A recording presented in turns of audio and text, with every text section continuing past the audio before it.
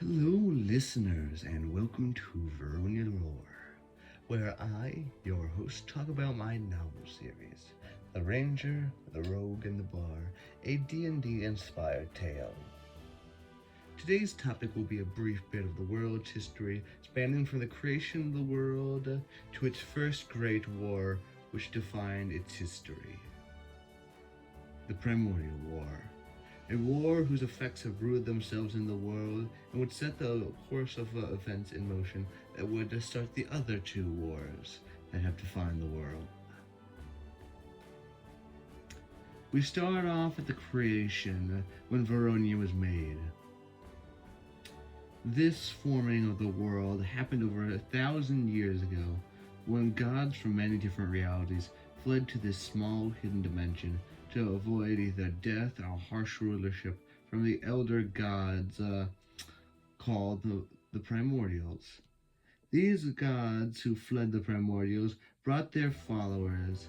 When they first arrived to this new world, it was just an ocean of chaos to which no land peeked through, and to which no life could inhabit. So they decided to build a world using their godly powers.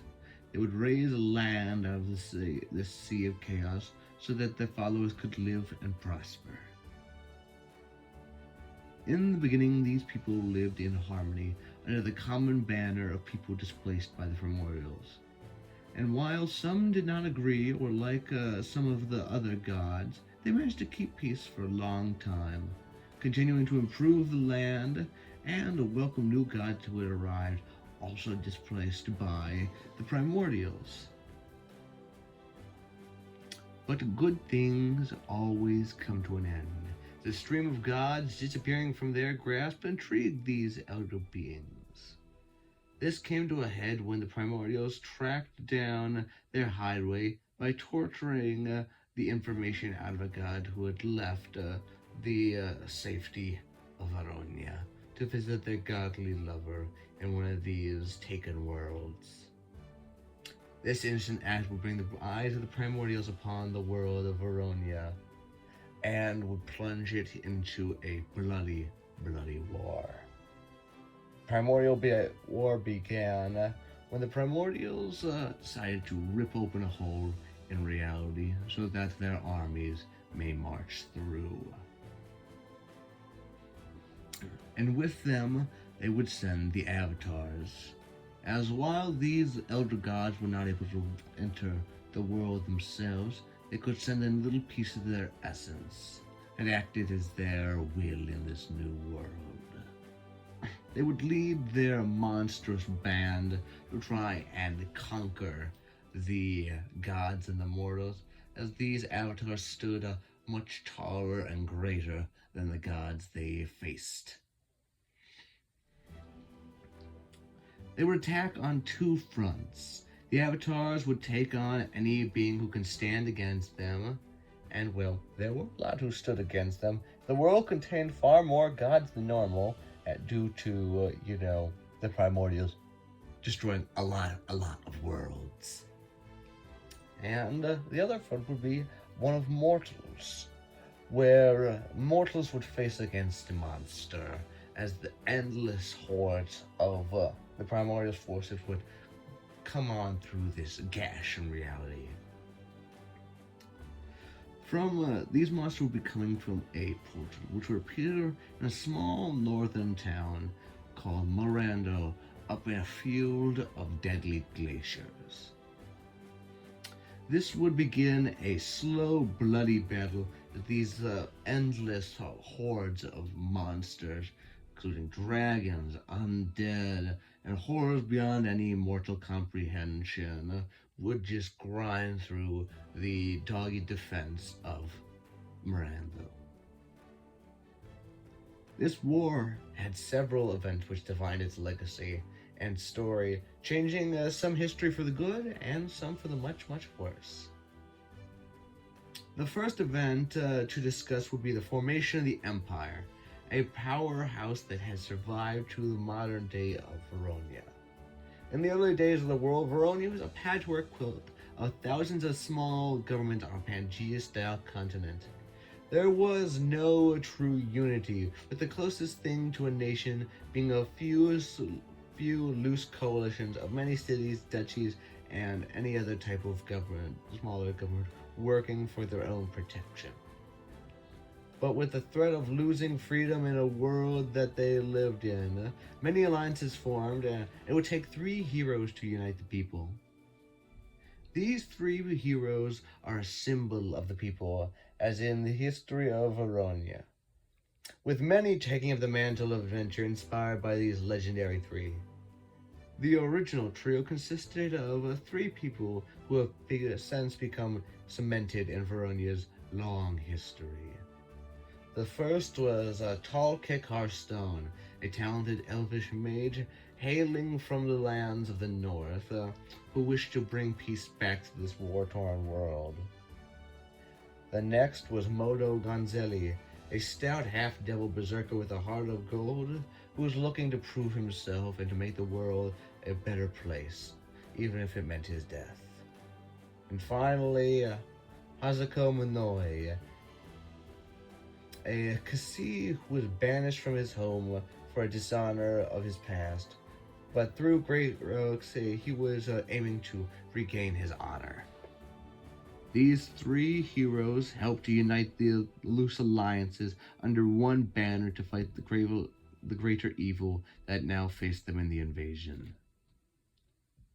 While the heroes united the people, the gods would also have to unite, or they ran the risk of using another home to the primordials.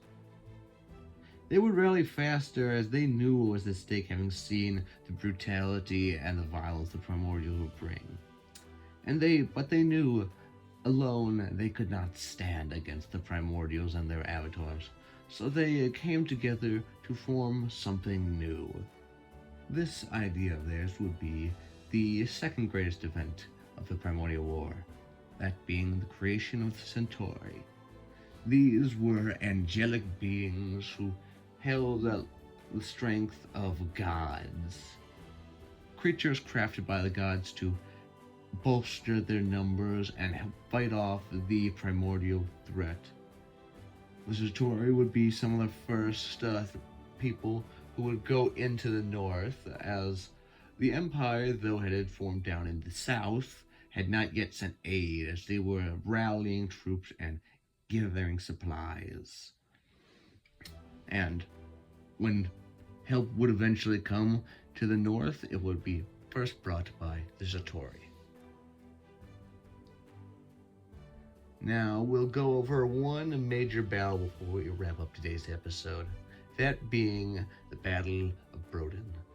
This battle lasted for years and was the main theater of the war on the human front, as the province of Brodin had a path that was very, very tactically important. In its mountain range, there was a large valley that winded through the treacherous mountains, and if the primordial forces could take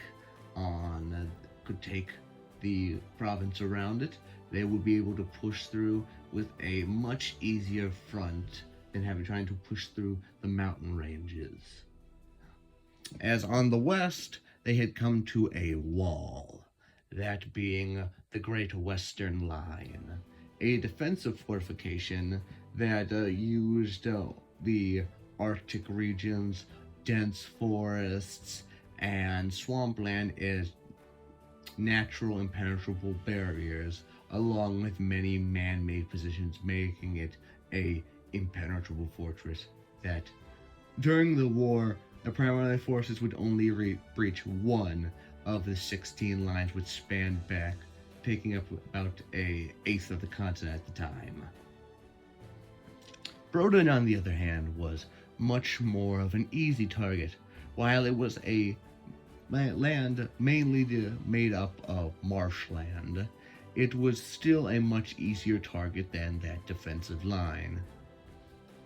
And so, beginning in the early year of 1028, they would begin a march into the territory of Brodin. But Broden had prepared for this, knowing that they held a tactically significant point, and began a brutal campaign of guerrilla warfare, doing what they could to funnel in their enemy and chop them down before they reached the walls.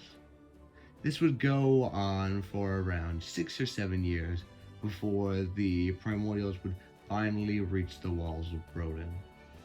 But as all hope seemed lost for the province and its people, finally the Empire would arrive with reinforcements, and with the Satori at their front, being able to break the siege and drive off the enemy, bringing to an end the greatest battle of the First War, and marking the turning point at which the gods and mortals would begin to win on each other's separate fronts.